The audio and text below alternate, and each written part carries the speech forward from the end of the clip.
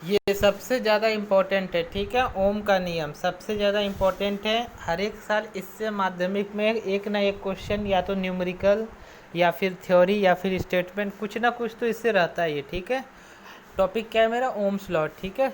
सबसे ज़्यादा इम्पोर्टेंट है, इसको बढ़िया से समझना एकदम गौर से सभी भाई, ठीक।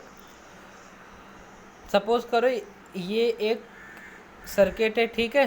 सर्किट है, ये बैटरी है, ये बैटरी है, एक छोटा एक बड़ा, इसको बैटरी है बोलते हैं, ठीक है। जो लंबा वाला है, जो बड़ा है, उसको पॉजिटिव टर्मिनल है, और जो छोटा वाला है वो नेगेटिव टर्मिनल है, ठीक है। बैटरी से क्या है, एक कोई भी वायर या कंडक्टर कुछ भी जुड़ा हुआ है, ठीक है। वायर चाहे कंडक्टर कुछ जुड़ा हुआ है, ठीक है, जिसका रेजिस्टेंस क्या है? आर है, ठीक है। प्रतिरोध क्या है? आर। प्रतिरोध क्या होता है अभी हम नीचे बताएंगे, ठीक है। रेजिस्टेंस है आर, ठीक है। सपोज करो दो पॉइंट है, एक ये पॉइंट है ए, और ये एक पॉइंट है ये बी, ठीक है। ए और बी, ठीक है, दिख रहा है तो साफ साफ ए और बी, ठीक है। ए का पोटेंशियल मान लेंगे भी ए है, और पॉइंट बी का पोटेंशियल मान लेंगे भी बी है, ठीक है। दोनों पॉइंट का पोटेंशियल मान लिए। अच्छा, और हमने क्या जंक्शन मान लिया कि बी ए जो है भी बी से बड़ा है, मतलब ए पॉइंट का पोटेंशियल बी से ज़्यादा है, ठीक है। अच्छा, तो क्या होगा, जैसे इस सर्किट को ओपन करेंगे, स्टार्ट करेंगे, तो क्या होगा, इस सर्किट में पूरा करंट फ्लो होना शुरू हो जाएगा इसमें, ठीक है। तो ये करंट फ्लो जो होगा, ठीक है, इसका जो मान होगा, ठीक है, वो क्या होगा, दोनों टर्मिनल का पोटेंशियल डिफरेंस के डायरेक्टली प्रोपोर्शनल होगा, ठीक है। डायरेक्टली प्रोपोर्शनल मतलब समानुपाती होगा, मतलब धारा का मान उतना ही होगा। धारा का मान जैसे जैसे बढ़ेगा उसी तरह से क्या होगा, वोल्टेज बढ़ेगा, ठीक है। पोटेंशियल डिफरेंस अगर ज़्यादा होगा तो सर्किट में करंट ज़्यादा फ्लो होगा। पोटेंशियल डिफरेंस अगर कम होगा तो सर्किट में सर्किट में करंट क्या होगा, कम फ्लो होगा, ठीक है।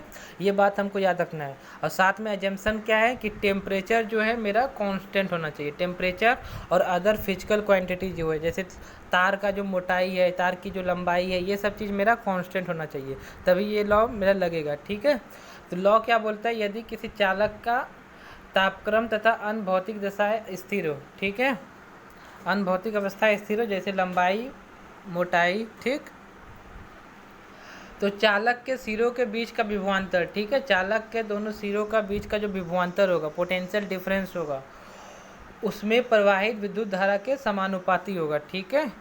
समझ में आ गया ये लॉ क्या बोलता है, ओम्स लॉ, कि अगर other physical quantity and temperature remains constant तो potential difference is directly proportional to flow of the current in the conductor, ठीक है। ये बात हमको याद रखना है।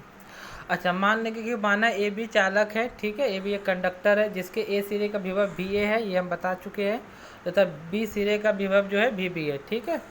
यदि भी ए बी से बड़ा होगा, ठीक है, मान लेते हैं कि भी ए जो है मतलब ए का पोटेंशियल जो है वो बी के पोटेंशियल से ज़्यादा है, अतः विद्युत धारा आई ए से बी की तरफ प्रवाहित होगा, ठीक है, जिधर, ठीक। तो ओम के नियम से क्या होगा, पोटेंशियल डिफरेंस, अच्छा यहाँ से यहाँ तक का पोटेंशियल डिफरेंस क्या होगा, भी ए माइनस भी बी, ठीक है, V A minus V B is directly proportional to I, ठीक है, V A minus V B is directly proportional to I. अच्छा, एक कांस्टेंट को एक प्रोपोर्शनलिटी को हटाते हैं तो एक कांस्टेंट से मल्टीप्लाई करते हैं, तो B A minus B B equal to R I, ठीक है। यहाँ पे कांस्टेंट क्या है, आर है, ठीक है। और इस आर को ही बोला जाता है क्या, चालक का प्रतिरोध, रेजिस्टेंस बोलते हैं, ठीक है। और भी ए माइनस बी बी को हम लोग मान लिए कि भी है, ठीक है। पोटेंशियल डिफरेंस तो जस्ट पोटेंशियल ही होगा, ठीक है, डिफरेंस इन पोटेंशियल तो वो पोटेंशियल ही होगा, तो हम उसको क्या मान लिए, वो भी है, ठीक है, टुक टुक भी मान लिए उसको, ठीक। तो भी इक्वल टू हम यहाँ पे क्या लिख सकते हैं, आई आर, ठीक है, भी इक्वल टू क्या लिख सकते हैं, बोलो, आई आर, ठीक है। अच्छा, ये एक फार्मूला है, ये बहुत ज़्यादा इंपॉर्टेंट फार्मूला है, इसको हम लोग क्या कर सकते हैं, इससे काफ़ी सारे न्यूमेरिकल सॉल्व होते हैं, ठीक है। सुना, इससे काफ़ी सारे न्यूमेरिकल सॉल्व होता है, ठीक है। अच्छा, रेजिस्टेंस किस चिड़िया का नाम है, पहले इसको समझते हैं, ठीक है। व्हाट इज प्रतिरोध, तो प्रतिरोध क्या होता है, किसी पदार्थ का या किसी कंडक्टर का, किसी वायर का, कुछ भी बोलो, ऐसा ऐसा गुण है जो क्या करता है, चालक से विद्युत प्रभाव में रुकावट डालता है, ठीक है। कंडक्टर में इलेक्ट्रिक का फ्लो को, करंट का फ्लो को क्या करता है, अपोज करता है, ठीक है, बाधा उत्पन्न करता है। वो क्या करता है, रेजिस्टेंस आसानी से अपने भीतर से करंट को फ्लो होने नहीं देता है। इसी प्रॉपर्टी को हम लोग क्या बोलते हैं, रेजिस्टेंस बोलते हैं, ठीक।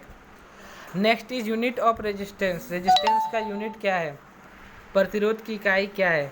तो अब V equal to I R, अभी फॉर्मूला देखिए तो यहाँ से R इक्वल टू क्या हो जाएगा, V अपॉन आई। ठीक है, V को क्या लिखते हैं, वोल्ट, V का यूनिट वोल्ट, I का यूनिट एम्पियर, करंट का यूनिट एम्पियर। ठीक है, तो इसको क्या लिख सकते हैं, वोल्ट पर एम्पियर। ठीक है, और इसी को क्या बोलते हैं, ओम। ओम एक साइंटिस्ट का नाम है, ठीक है, ओम।